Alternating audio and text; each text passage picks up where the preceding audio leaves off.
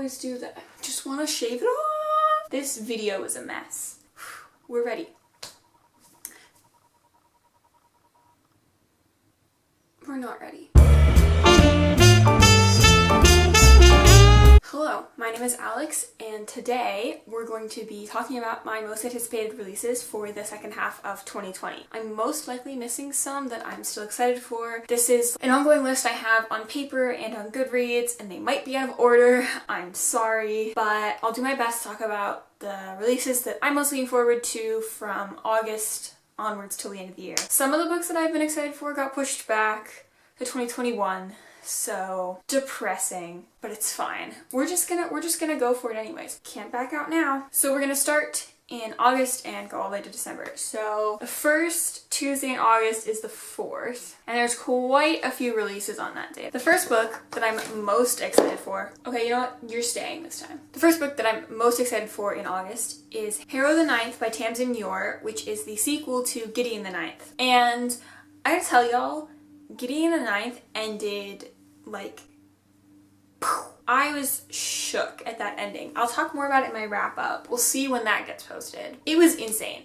It was so much fun. I loved that book. And while I'm a little bit skeptical, because I'm pretty sure Harrow the Ninth is narrated by Harrow, I'm a little bit skeptical in that area because like I loved Gideon as the narrator. She was peak level. She was such a good narrator, and so I'm kind of worried that like Tamsin Muir won't be able to convey Harrow in the best way, but I mean, we only really got her words in the first book, not her thoughts, so I think that it could be actually really interesting because her thoughts could be just as fun as Gideon's. So it's all up in the air. I'm really excited. I'm a little bit not apprehensive or skeptical, just like I'm still gonna read it obviously, but I'm like, ooh, I don't actually know how this is gonna go, but I'm excited to jump in for the ride.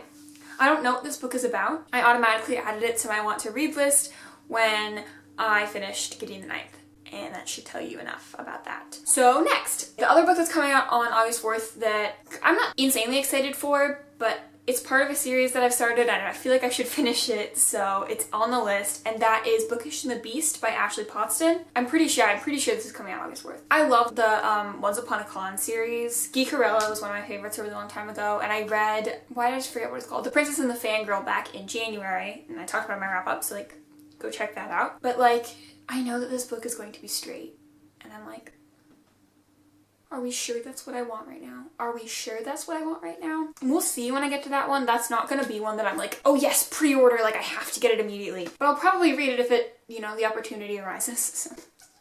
The one that I should mention quickly, I don't actually know how to say this name, and I am an idiot. The Death of Vivek Oji by Akwaeke Emezi. I believe that's how you pronounce it. This is a book that I'm reading for the NB Book Club. That's their book pick for August. That's why I wanted to mention it, because it's coming out on August 4th.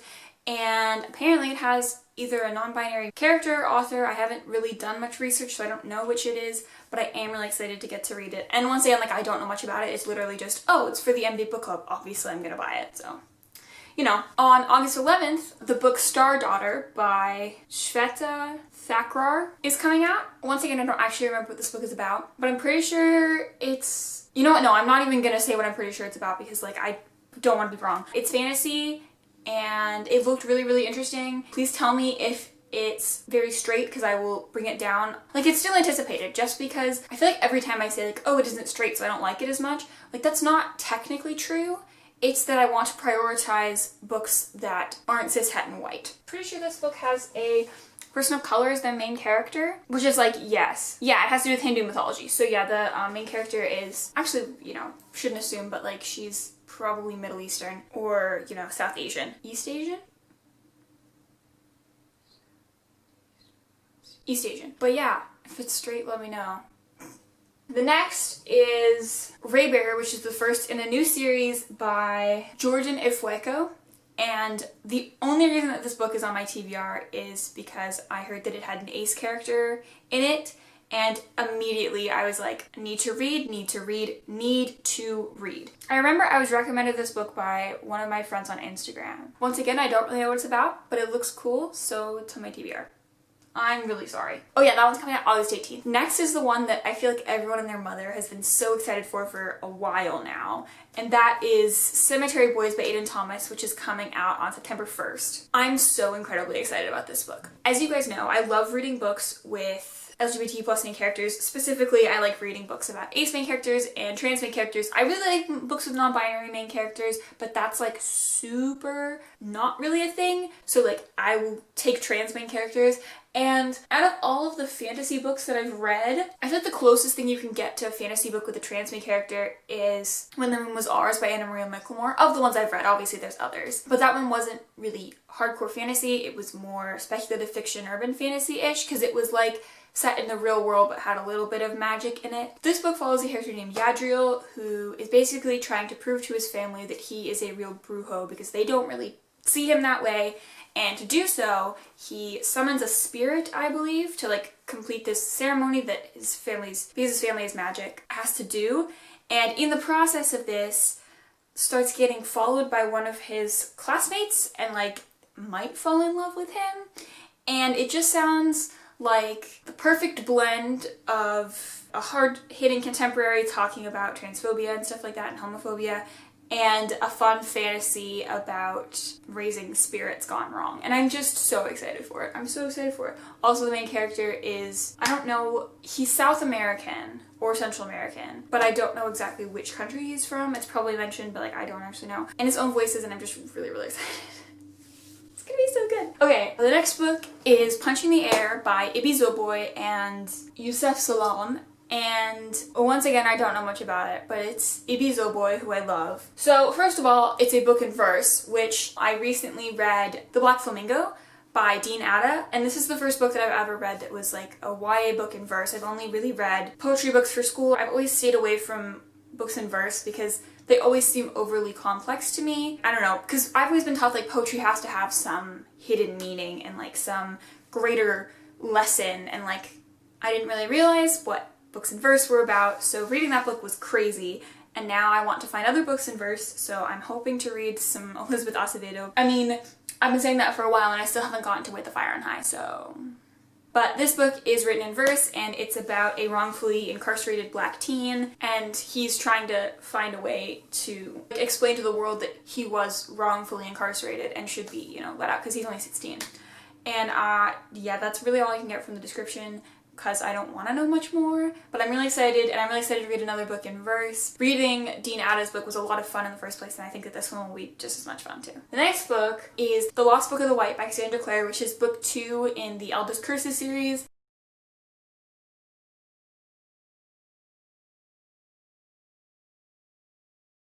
It's Cassandra Clare and Wesley Chu, isn't it? Yeah, it's by Cassandra Clare and Wesley Chu. This is the second book in the Eldest Curses series. The first book was The Red Scrolls of Magic, which came out May of 2019. I'm really intrigued by this book because I remember reading The Red Scrolls of Magic and sort of wondering why it existed, just because it feels like we're going back in time as opposed to continuing the narrative forward, because it was set during the original Shadowhunters series, in between City of Glass and City of Fallen Angels, sort of like verging into City of Fallen Angels territory. And I think that this one takes place a while after. Yeah, so it takes place definitely after City of Heavenly Fire, possibly after Tales from the Shadowhunter Academy, I'm not entirely sure. And it continues the story of the Red Scrolls of Magic, and I don't know how to feel about it, and I'm really curious. So I am gonna read it. I'm just sort of apprehensive, I guess. It just sort of feels like going back in time and trying to start something new that we didn't really need to start again, if that makes sense. When I wrote it down, it said September 15th, but I'm not sure if that's right anymore. I need to make sure that's right. But Goodreads won't fucking load. Okay, next book I want to talk about is Ciel by Sophie Labelle, translated by David Hummel. If it's French, it's Hummel, but if it's English, it's Hummel. Anyway, once again, this is another book where I don't know much about it. All I can remember is that the main character is a gender nonconforming trans character. They're described as a gender nonconforming trans kid, and their best friend is also trans. She's a trans girl. Basically, there's just a lot of trans characters, and that's all I really want in life, reading a book about a bunch of trans characters. So there's a trans guy, a trans girl, and the main character is gender nonconforming, And basically the main character is super out and proud about the fact that they're trans. That's kind of how it works for non-binary people. You can't really be stealth and be non-binary. But when they go into high school, one of their best friends, known as Steffi, I'm assuming that's a nickname for something, but like, yeah, that's her name. She basically says like, I don't want it to be so obvious that I'm trans. She wants to go stealth, but for CL that's kind of impossible since they're non-binary and they don't want to be stealth, they want to be out and proud. So they're dealing with that. They're dealing with the fact that their boyfriend just moved back to Iceland, so they have to, you know, do some long distance. And then on top of all of that, they befriend a new boy at the school named Liam, who is also trans. It literally sounds like ridiculous high school rom-com drama thing, but there's a high number of trans characters, so I'm going to rate it and love it.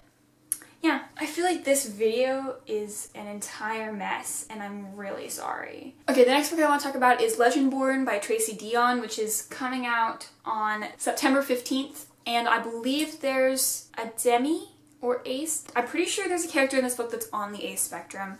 I believe that's why I initially wanted to read it. Either the character is on the A spectrum or LGBTQ+, either way I want to read it because it's also a fantasy novel. Basically the main character is sort of swept up into something she doesn't want to be swept up in. It's compared to City of Bones, but like with more black characters, which is like, I'm here for it. I'm 100% here for it. The cover is beautiful.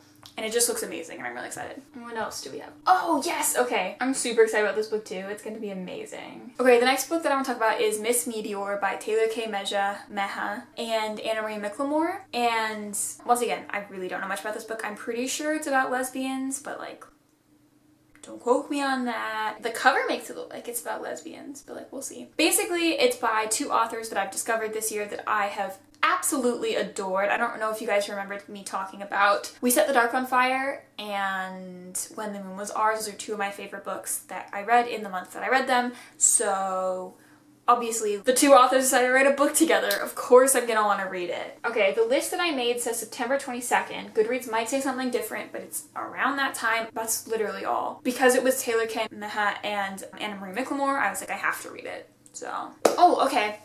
I'm a little bit on the fence about this book, but it's about a magic school and it's by Naomi Novik, who I did really enjoy when I read Uprooted by her, although that was a while ago, so like, I could not enjoy it as much anymore. We'll see. And that is A Deadly Education, and it's coming out on the 29th of September. Yeah, like I said, magic school, Naomi Novik, and it's like, it sounds like a fun fantasy, so like, that's really all I know. That's really all I need to know. Oh fuck, my phone died. Okay.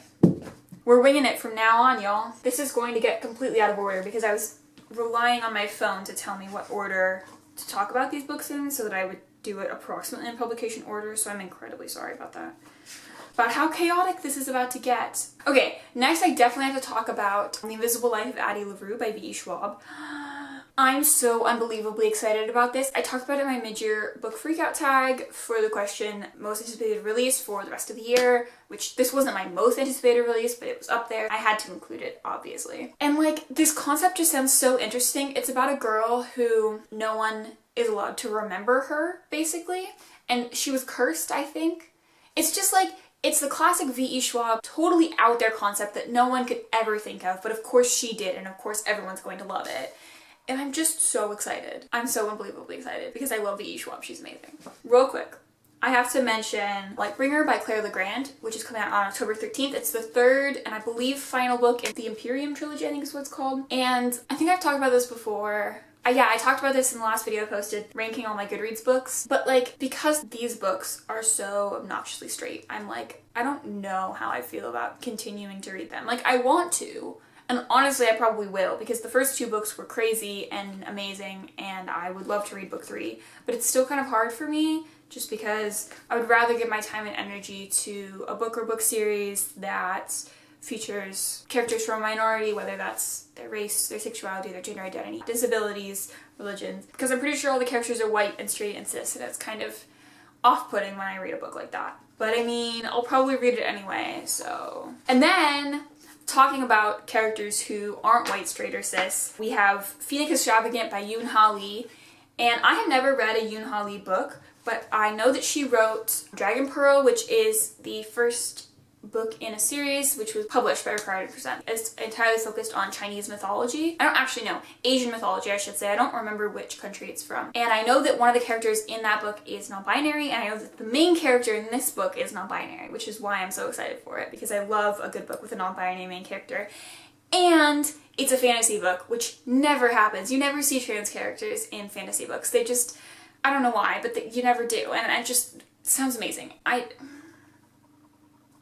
Just sounds so good. I'm pretty sure the main character is also, I don't want to say an assassin, but a warrior of some sort, which is like even better. So I'm really excited about it. Okay, I guess next I should mention, I think it's called The Rhythm of War by Brandon Sanderson, which is the 4th book in the Storyline Archive series, which is coming out on November 17th. 17th.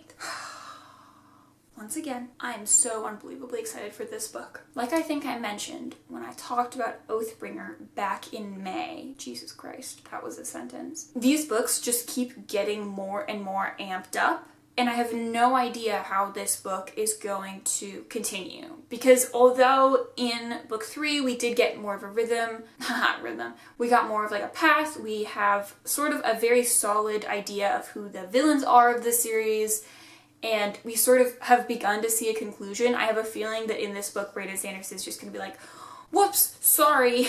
So we will see. But I am really, really excited to get to read this book. I see, once again, I'm fairly certain I had more, but my phone's dead and I'm too lazy to go get something else that would tell me. So, you know what? No, I'm not going to be too lazy. I'm gonna go grab my iPad. I can't wait to talk about my most anticipated releases for 2021 in December, because I got some to talk about that I'm very, very excited. Okay, one that I completely forgot to talk about that I believe is coming out September 29th, actually, is Dear Justice by Nick Stone. I have not read Dear Martin, but I have heard incredible things about it, and I'm super excited to get to, you know, whenever I get to it. I didn't love the last book that I read that was by Nick Stone, but I'm still open to reading more of her books just because I know she has a range and I don't want to completely discredit an author just because I didn't like one of their books. The next book that I need to mention is Stormbreak by Natalie C. Parker, which is coming out on November 10th. And this is the 3rd book in the Seafire trilogy. I have not read book 2. I read book 1 back in April for The Owls, but I have not yet read book 2. It's fine. I'm fine. Everything's fine. But I know that I'm going to be incredibly excited about this book because I love Seafire. I'm sure Stormbreak is going to be just as mind-blowing as Seafire was. Did I say Stormbreak? What's the second one called? Seafire? And then something else. Steel Tide, that's what it is. Okay. I love Seafire. I'm sure I'm going to love Steel Tide, so I'm incredibly excited for Stormbreak. And this series is about pirates and fighting the patriarchy, so I'm here for it. The next book that I wanted to mention, These Violent Delights by Chloe Gong, which is coming out on November 17th. I just completely forgot what this book was about or why I marked it as I wanted to read it. Oh yeah, okay. So it's basically a Romeo and Juliet retelling set in the 1920s in Shanghai, which is like a combination of things that you never knew you needed until you hear about this book. It's basically about 2 gangs that sort of have a blood feud but have to work together to reinstate their credibility after a thing happens. And I think there has to do something to do with like a disease or a dragon. And the thing that intrigues me the most is that in the description we're very clearly introduced to Juliet Kai, who is one of the main characters and is obviously the Juliet in the Romeo and Juliet. But the other character is named Roma Montagov. And the thing about the name Roma is like, I feel like that name could apply to any gender of person. And in the description, their gender isn't specifically told. So I have no idea. It could be gay. I don't know. The character could be non-binary, which in the 20s would be so cool. And so I'm really curious. I mean, if it's just straight, I'm still gonna read it because it sounds really amazing. But like, yeah, I don't actually know. I'm assuming that it's gay. I don't know why, but I assume that it's gay. It just sounds gay. But like, yeah, I'm just really excited about it. Yeah. I think we're in December, which is going to show one of my most anticipated books of the year, solely because it's the ending of an incredible series, and that is A Sky Beyond the Storm by Sabaa Tahir, and it's coming out on December 1st. It's the conclusion to the Ember in the Ashes trilogy, and I need a conclusion because Raper at the Gates destroyed my life. And yeah, I needed a conclusion, and I'm equal parts terrified and excited for A Sky Beyond the Storm. Yeah, don't know what to say. Pretty sure that's it. The other books that I've marked as want to read, I've been told have either problematic elements or problematic authors, so I didn't really want to mention them. I'll mention them, you know, if I read them or if I pick them up, obviously. I forgot to do this in my last video and I feel horrible. Currently, I'm rereading Mark of Athena by Rick Riordan. I got to page 313 last night, so I'm about halfway through. I'm hoping to finish this today or tomorrow. And I'm loving my reread of this series, all the Percy Jackson books. I am getting a little nervous because I still have 6 books that were on my TBR for this month that I haven't read, and I only have 5 days left in the month, so it's probably not going to get finished by the end of the month, but that's okay. I can give myself a little bit of wiggle room because this series was worth it. So worth it. All of them. I shouldn't just say this series, both the Percy Jackson Olympian series and the Heroes of Olympus. And I'm loving it just as much as I did in all of my other times that I've reread it. I love in this book how we get to finally see all the characters sort of come together, because we get introduced to most of them in The Lost Hero and The Son of Neptune, and then in this book it's finally like they're actually on this adventure together. And I love that element of this book. I love seeing them all sort of work out where they sort of headbutt against each other and all of that stuff. And it's just amazing and I love it. I also realized I went an entire video without mentioning folklore, despite the fact that it came out the day that I released my other video, but like obviously I already filmed that so I couldn't actually talk about it. Folklore, you guys. I wasn't ready. When I woke up on Thursday and Taylor Swift was just like, oh yeah, I'm dropping a new album, releasing tonight at midnight Eastern, I was like, I'm sorry, what? I'm not ready. And I wasn't, and it's beautiful, and it's gay. Like, Taylor Swift isn't gay, but the entire thing, it gives off major cottagecore vibes. I don't know if y'all have listened to Bebby, but like, I don't care that she started calling the main character James. That's some gay shit right there. What's your favorite song? I think that mine is either The One or August. Those are two of my favorites. I also love Invisible String. It's beautiful and I love it. Taylor Swift. Okay, thank you guys so much for watching. Tell me down below in the comments some of your most anticipated books for the rest of the year, and I will see you next time. Bye. Oof, I hate doing thumbnails without books because I never know what to do. I feel like I should like... Okay, that seems good.